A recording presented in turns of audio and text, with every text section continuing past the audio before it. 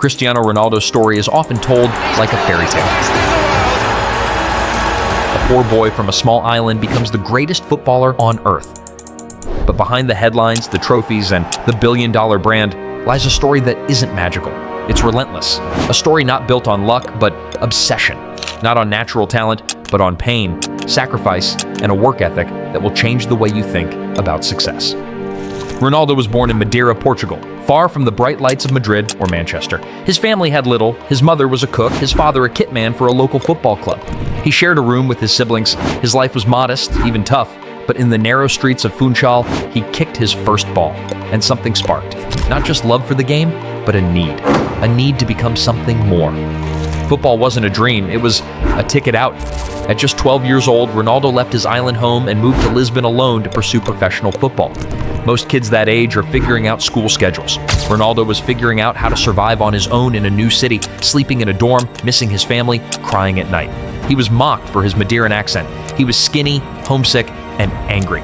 But instead of folding, he trained harder. Every insult became fuel, every ache a reminder of why he started.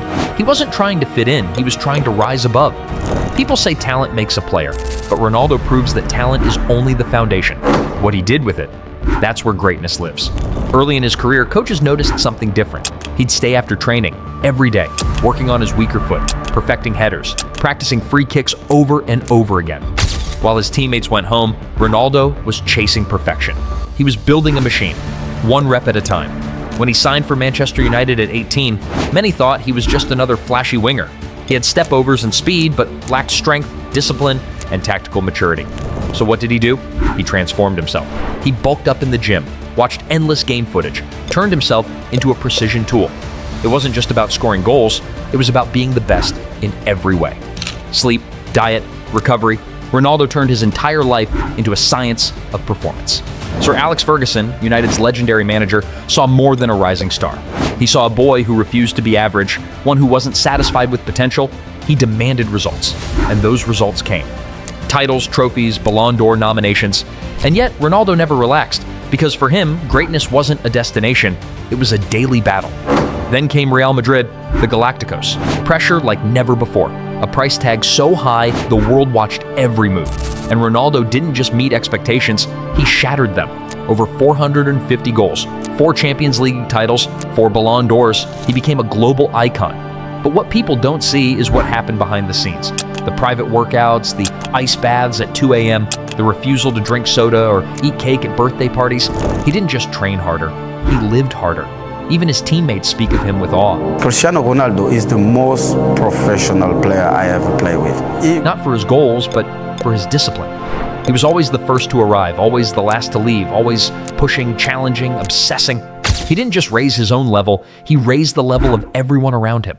His presence made clubs better, not just because of his skills, but because of his standards. What separates Ronaldo isn't talent, it's endurance. His career has spanned 2 decades at the very top. In a game where athletes peak in their 20s, Ronaldo kept breaking records well into his late 30s. Why? Because he never stopped evolving. At Juventus, he adapted to the Italian game. At Al Nassr, he brought global eyes to a rising league. Even now, as he redefines what it means to age as an athlete, he remains unstoppable. And yet, behind all the muscles and media attention is still that boy from Madeira. The one who remembers the struggle, the one who cried himself to sleep at 12, the one who learned that pain isn't a wall, it's a ladder. Ronaldo didn't become the best because it was easy. He became the best because he decided he had to, and then did everything in his power to make it so. If Ronaldo's story inspired you, hit that like button. Share it with someone who needs a reminder that greatness is built, not born. And subscribe for more stories that will change how you see the world. Let us know in the comments what drives you when the odds are against you.